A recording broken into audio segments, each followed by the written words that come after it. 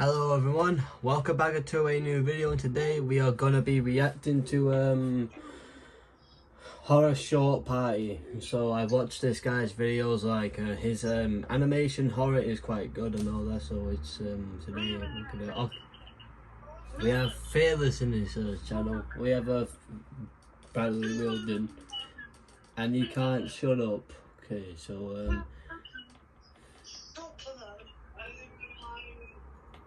okay, you might not hear it, so because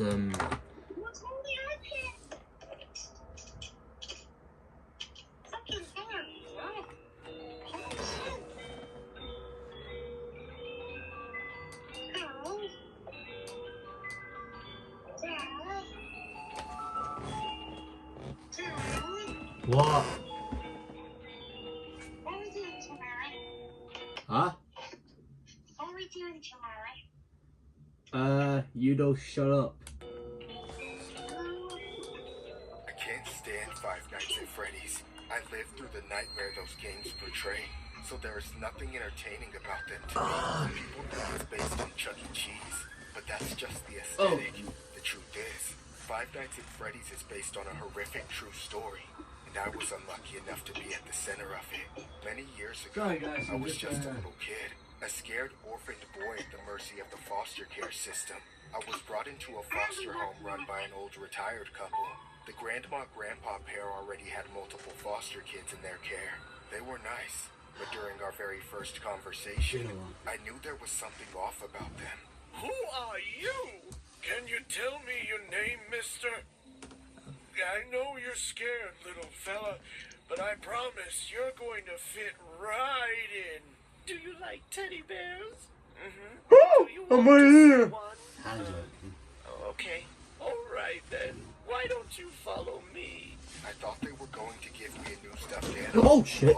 Sorry for the language. I was shown their creations. 5 gigantic animal costumes were sitting around the house. Each of them some kind of home-sewn amalgamation of different parts. I had no idea if they were supposed to be bears or rabbits, so I just pretended they were a kind of animal I hadn't learned about yet. In fact, I couldn't even look at them. That might be Something about it drop. just creeped me the hell out. I knew I made the right call when I finally got to talk to some other kids. According to them, our foster parents worked hard to create them just so the kids had something cool to look at or play with when walking around the house.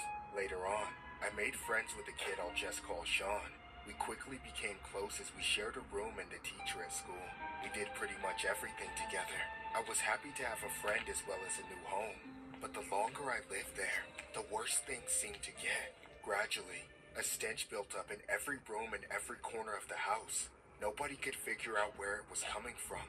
Beyond our general living conditions, creepy things were happening more and more. At night, I could hear noises outside my room.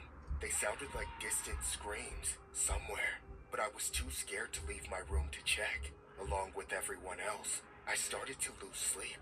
I was wide awake every night, trying my hardest not to listen to those horrible noises, but I always failed, leaving me falling asleep all day at school.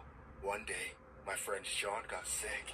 I got out of bed and went to get him up so we could get ready together, but he could barely keep his eyes open. I didn't know what was wrong with him. Our foster parents said he was running a fever, so he would have to stay home. I didn't want to go to school alone, but I didn't have a choice. When school was done, I went home. Sadly, the second I walked through the door, Oh my! were right there waiting for me with awful news. They told me Sean had been taken out of the foster program. He was gone. I didn't even get to say goodbye. Devastated, I went to my room to cry for a while. But it was about to get so much worse than I ever could have imagined. The second I walked into my room, I saw it. It was a new monstrous costume sitting in the middle of the floor. And its eyes, they were huge. They put him in there. They put him in there. Eyes before just that morning. But now they were hidden behind all these wrong, fake animal parts. I ran right down the stairs and out of that nightmare house before anyone could catch me. The first person I ran into, I begged them to call the cops.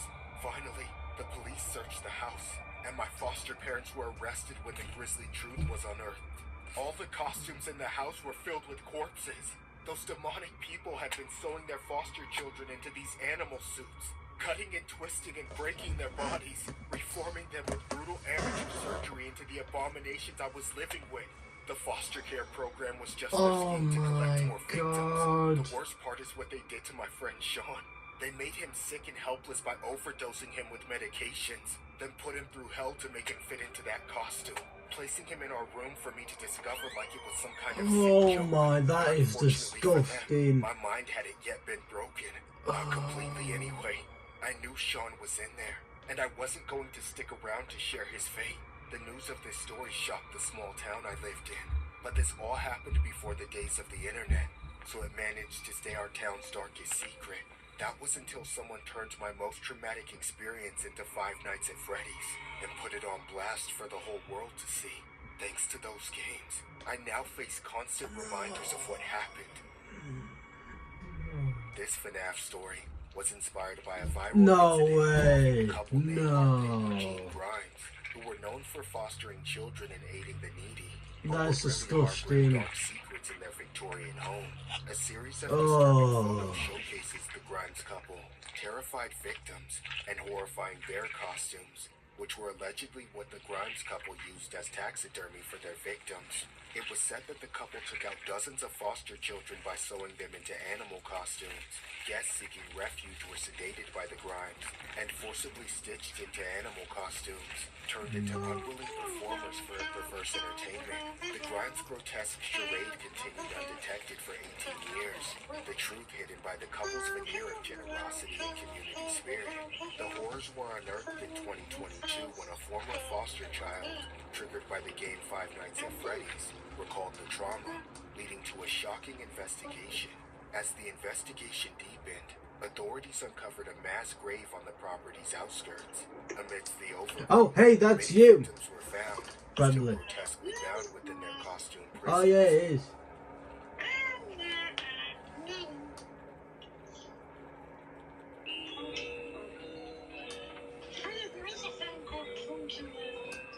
Yo.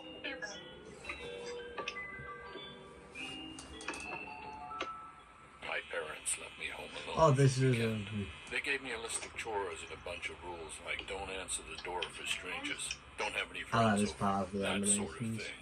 I promised I would do everything they said, but really, I just wanted them to leave. Wouldn't any kid want the house to themselves? Once they were gone, Well, I got to do whatever I wanted. I ate junk food, played video games, and even got to surf the internet on sites I usually wasn't allowed to go on when they were around. Later in the evening, as I was cleaning up and getting ready for bed, I heard a knock at the door. no. I didn't believe it. He's having a So I nightmare. snuck downstairs to look through the people. I lied. I was expecting to see some kids running away from playing Ding Dong Ditch, but instead, it was a Ding guy dong. in a purple suit. Not having Who's he what I now? wanted, I The- stayed quiet that must be the and out of purple sight, guy. hoping the guy would just give up and leave. When I put my eye back up to the people, I nearly lost my shit because I saw the man's face pressed right up against it.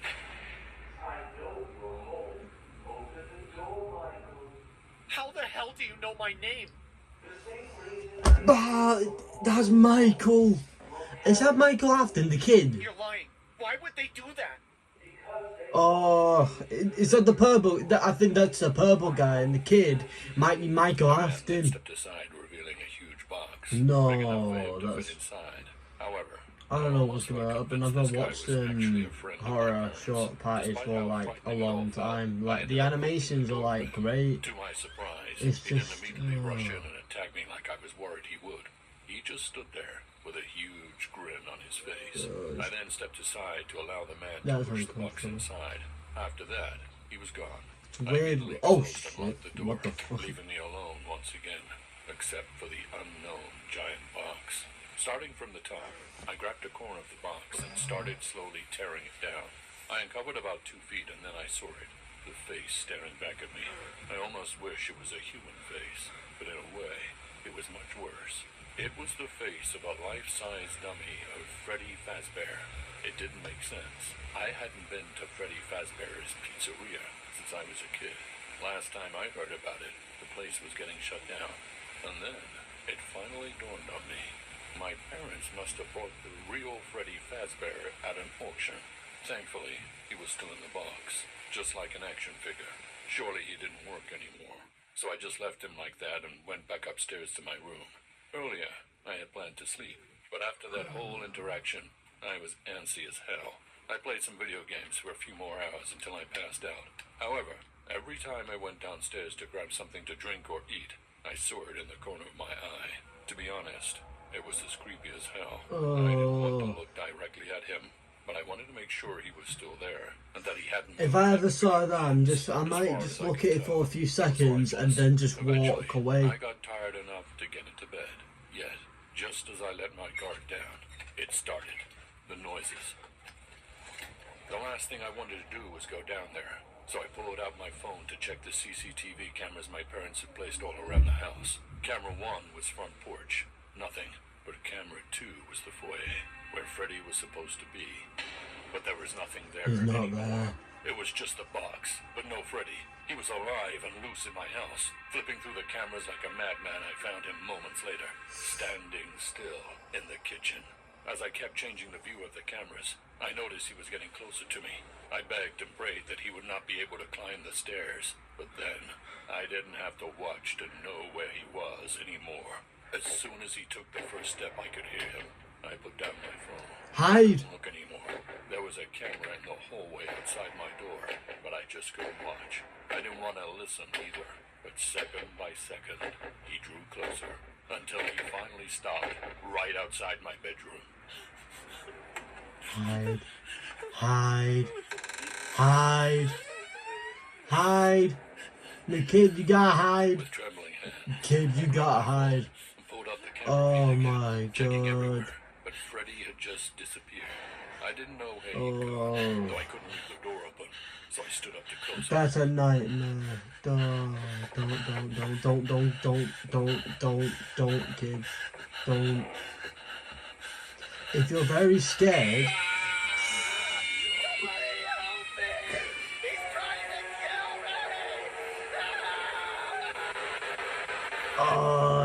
you should have hidden There had somewhere. been no signs of life from Freddy Fazbear.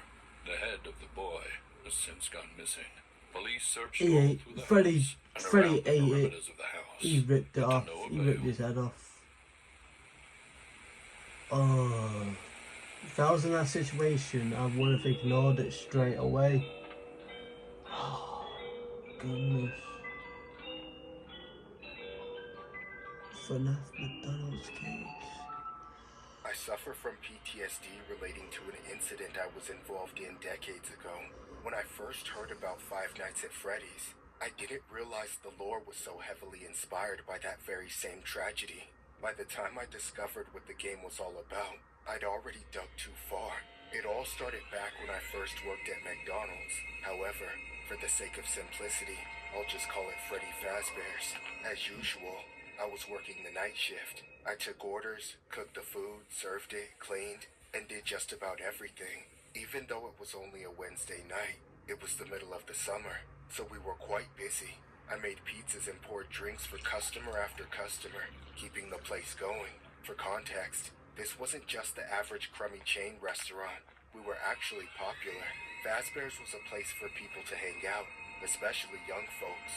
Teenagers were always searching for stomping grounds, guys for places to hit on chicks, broke couples for cheap dates, and we were all of that to all those people. Unfortunately, my shift took a sharp left turn when this older guy randomly walked in.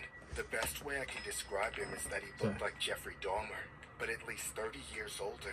He honestly looked horribly out of place, especially not at Fazbear's around people half his age. The way he smiled made him look mentally ill, and everything about him was just eerie. Of course, I tried my best not to judge as the man came up to the counter, but when I asked him how I could take his order, our interaction only made me more suspicious of him. For several seconds, he didn't even say anything. He just stared at me with these empty, unfeeling eyes. He then reached into his pocket, pulled out some change, and placed it on the counter while locking his eyes at me. It seemed like little more than a crumpled 5 and some coins. Regardless, it didn't line up with what he ordered when he finally spoke. I want a large pizza with lots of room for red sauce. Sir, we can give you Brad, extra why are you sauce, muted? but $6 isn't enough. I'll be back very soon. And when I return, I expect to see an Yeah, extra what? large pizza. The biggest. You want to meet you. Okay, you're free. You instantly muted. I want you to meet you. You're watching your own YouTube. Uh-huh. You're not. You're not. As you have enough to hold. No! Yeah. Hold more Wait, why did I invite you in this video? Closed, open, and really wide. red sauce than you've ever seen. I don't know if I can do that, sir. Before I had time to get into it with him, he just left. He walked right out of the restaurant, leaving his money behind. I was completely baffled. That guy just gave me the creeps. But aside from that, treating me the way he did in front of all Sad the the negatories you're watching. I hated feeling embarrassed by entitled people, but just to keep him from coming back and embarrassing me again, I decided to No. make this pizza. In order to make sure it was done to Is his that the liking, negative? I left the register in the hands of a coworker and went back to make the damn thing myself. After I stretched the dough as far as it would go, I slid it into the oven to par bake so all the extra sauce wouldn't make it soggy. As I stood by the oven, I was staring at the floor and listening to the noise of the restaurant, when suddenly, I heard the unthinkable. Explosions, gunshots, dozens of them, even hundreds, followed instantly by a wave of screaming. I dropped to the floor on instinct, not knowing where any of it was coming from. There was panic in all directions. I had to figure out what the hell was going on, but I didn't want to go near it, so I got to my knees, stayed low, and rushed to the back office. Once inside, I closed the door and locked myself in. The monitors for all the security cameras in the building were inside that office. I looked through them and saw what was happening in the restaurant. It was that same guy. Oh, that's you! Every camera That's I you! checked, every angle I saw, he was in it with multiple firearms on it, taking people out right in front of my eyes. I picked up the phone next to the monitor and called 911. I told the operator what was happening, and once I knew the cops would be on the way, I got the hell out of there. So I went straight for the back door and ran for my life. The cops arrived at the building minutes later, but the shooter wasn't done. He wasn't taking hostages, and he wasn't surrendering. After a 2-hour standoff, That makes during which sense. that monster continuously slaughtered innocent people, he was finally taken down by a SWAT sniper. When it was all said and done, over 20 people were dead, all customers of mine. I could never go back. Decades later, his Five Nights at Freddy's was released. And I come to find out it was allegedly Oh, inspired no. by this incident. It's made my PTSD come back with a vengeance. The pure dread and terror, the guilt and shame of the things I could have done differently. It's all resurfaced because of Five Nights at Freddy's. It's been notoriously known that the FNAF game creator has stated that the game's themes were inspired by tragic events, such as the 1984 San Ysidro McDonald's massacre, which involved a mass shooting. The incident occurred at a McDonald's restaurant in the San Ysidro neighborhood of San Diego, California, on July 18, 1984. The perpetrator was 41-year-old James Huberty, who fatally took out 22 people and wounded 19 others before being taken out by a police sniper, approximately 77 minutes after he had first opened fire. Prior to the tragic event, it was said that James calmly informed his wife that he was going to hunt humans. A few minutes later, he went out and did what he did at the McDonald's restaurant. The tragedy remains the deadliest mass shooting in California till this day. Sorry. What the fuck? What the fuck? Biggest issue on this figure is the head. Not because it's poorly sculpted or anything, but the Michael. Okay, I'm making this. Fuck you. Sorry. Michael Myers. Look. Wait. It says Michael Myers. Huh? Jason Voorhees, yes!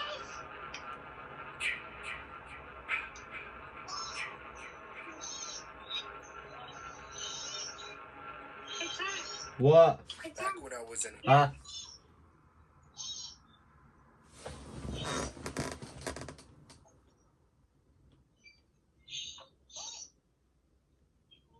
That's you.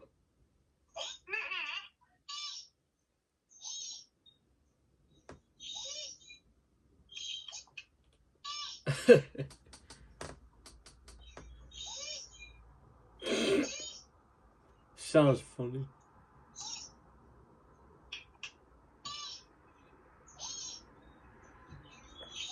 Okay, I think you don't like this one. You know what you showed me? It's kind of ugly. That's you. That's you. You like? In my early 20s, I went on a trip to Mexico with my best friend Kylie. We each got our own room just so we could have more space. It was a lower-end hotel, but the rooms were cheap and it was decent. We really couldn't afford any better at the time. We went towards the end of October, around Halloween time. Mostly, we were just going to party and cut loose. We didn't have a ton of plans or sightseeing that we wanted to do. When we got to the hotel, we were pleased to find that it actually looked a little better in person than it did online. It wasn't a resort, but it wasn't a total dump at least. We headed to the front desk to check in and ran into this creepy looking guy there. He kept checking us out and staring at the both of us hard and kind of eerily. We were both pretty grossed out by him. He was obviously a creep. He advanced toward us and seemed like he wanted to say something, but we ignored him and tried to check in as quickly as possible so we could walk away. The man checked out and seemed like he was going to leave, but instead stayed in the lobby and kept staring at us. We checked in and were escorted to our respective I'm bored, rooms. alright? I'm bored, Happy to alright? get away I was from acting the like man. Jeffy. We decided to meet in the hallway a few minutes after we had gotten settled in each of our rooms. When I got into mine, it seemed clean and tidy, but it had the worst smell ever. It was absolutely foul. I almost felt sick because it was that bad.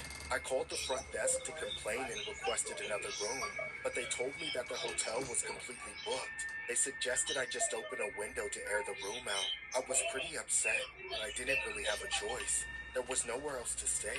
I opened up the windows and headed over to Kylie's room to let her know what was going on. She said that she was sure opening the window would do the trick and I didn't need to worry about it. I was still annoyed, but I didn't want to let it ruin our vacation, so I tried to follow her advice. Huh? I personally don't understand how some people hate sloths. Don't understand it. I just found out just now. In my opinion, but Well, I mean, I get sloths are slower though, and like all that, but I don't actually, you know, I actually did like sloth, but I just, when you said that, I just found out now. yeah, that some people Yeah. don't really like sloths, which fair enough. But like, I'm just saying, don't understand anything. Don't like sloths. Yeah, you know, when the sloths instantly, when they get carried, they just like don't like getting carried. They just Yeah, say, it's they just skin. like, get off me, get off me.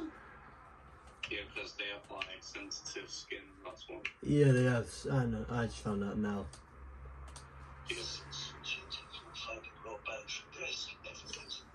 Nice. The rest of the day we explored the town and hung out in Kylie's room while we waited for my room to air out.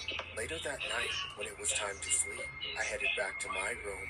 I hoped that the odor would be gone, but it was somehow even worse. Opening the window had done nothing. I really didn't want to sleep in there, but I didn't want to make Kylie share a bed with me, so I tried to make the best of it. About an hour or so later, I had finally managed to fall asleep despite the smell. That's when Michael I was Myers. woken by a Michael knock at Myers. the door. Is it Michael It was Myers? around 2 Yeah, in it the is. morning. I figured it had to be Kylie, so I headed to the door to open it. I Oh, checked the these peephole real drinks. quick to find out that it wasn't Kylie outside at all. It was the same creepy man who had been checking us out earlier. I was freaked out that he was outside my room so late at night. My first instinct was to call the front desk for help, but I stupidly decided not to say anything and hope that he would just leave. That's when the man knocked even louder and said, "Open the door! I forgot something in the room after checking out earlier." I started to feel creeped the hell out, so I called to the front desk to ask for help. The man banged even louder. The doorknob began to rattle and it sounded like he was trying to break down the door like some psycho. I screamed for help, saying, "Help! He's breaking in!" Then suddenly, the banging stopped a few minutes later.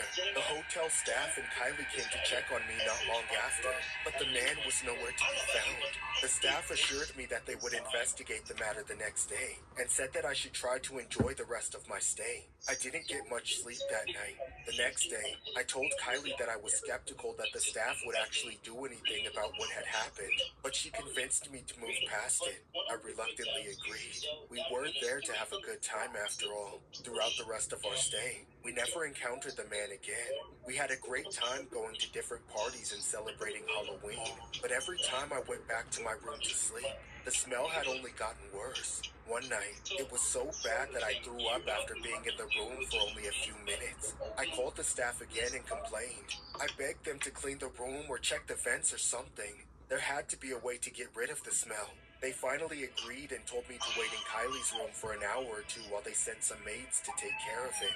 I was happy that they were finally doing something about the problem and waited eagerly with Kylie while they cleaned the room.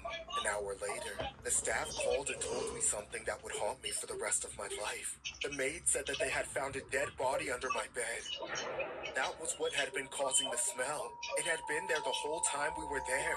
They checked the security cameras and all the latest check-ins to find out who could have left the body. It was revealed that the same creepy man from before had checked into the very same room with the woman, who eventually was the only one to check out. Ever since that time, I've been traumatized around Halloween.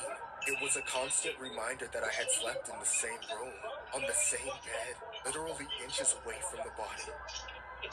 This story was inspired by a disturbing, real-life Halloween incident that happened in Mexico in 2016.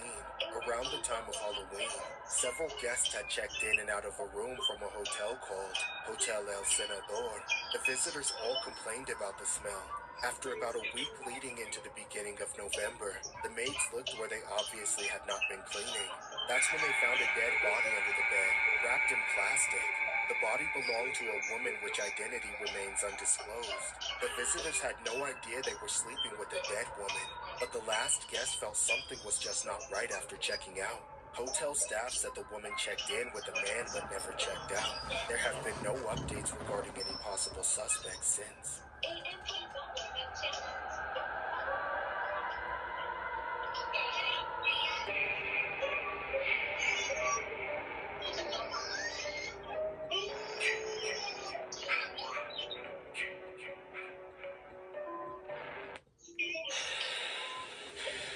Wait, I watched this video when this came out. They're so dumb. Don't they know What's there's no this? escape from Michael No Myers? way, I Why do you remember even this. bother running? Come on. Stupid TV. I'll be like him someday. I want people to make movies about me.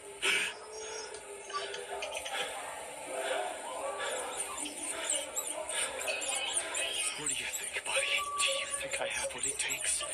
It sure would make it a lot quieter around here if I could just get rid of them all. Michael Myers could do it in a flash. Man, all those other loser villains have nothing on him.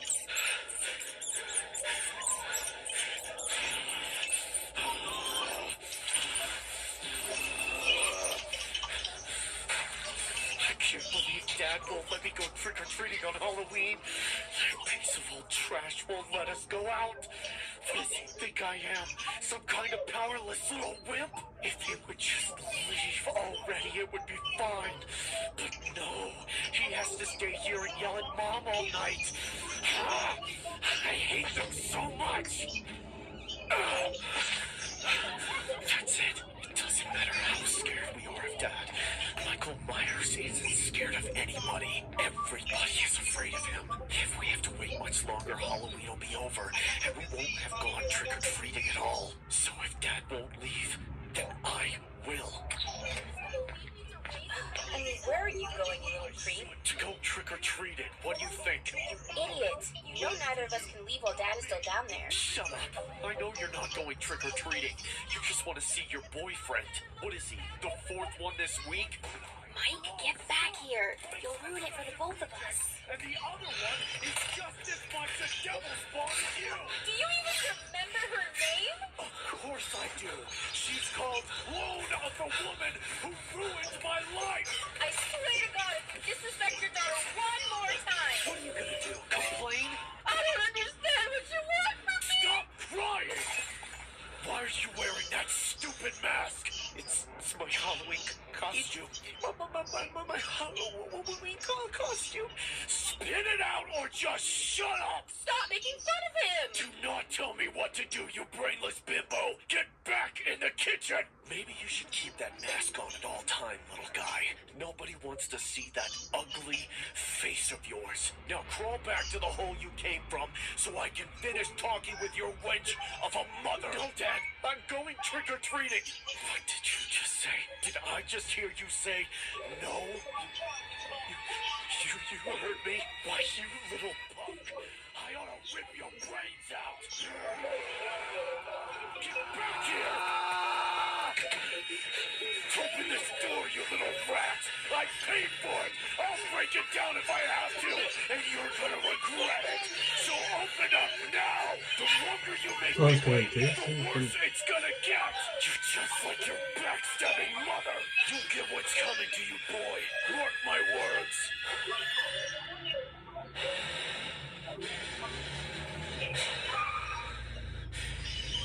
I hate you, Dad, but I can't wait for you to come home and see what you made me do.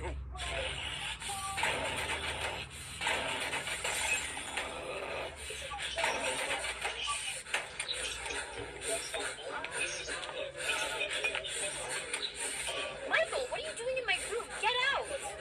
Michael? Stop it. Don't come any closer.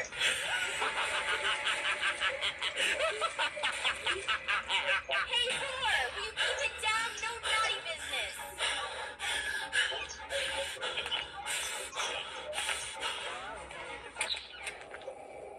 Hank, is that you? Are you finally back from cheating on me? Is that a ghost? So, Mike, do you regret what you did to your mother and sister? No.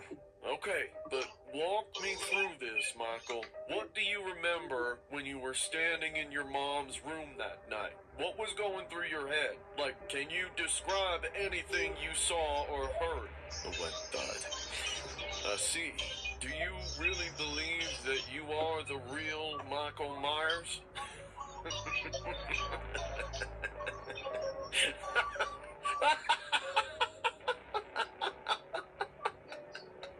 He is.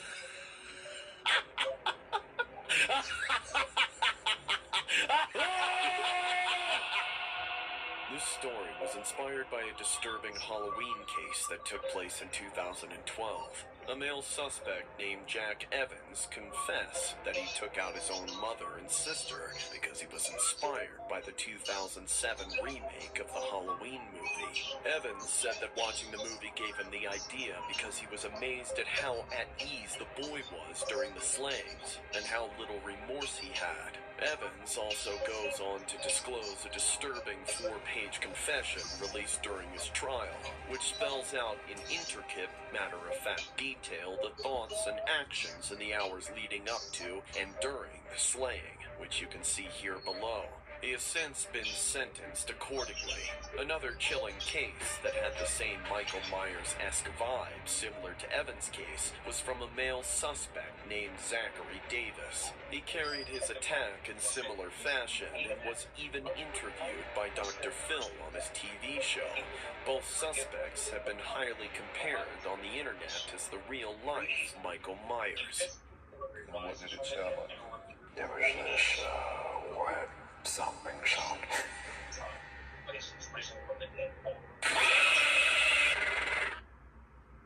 In the Gospels of Matthew,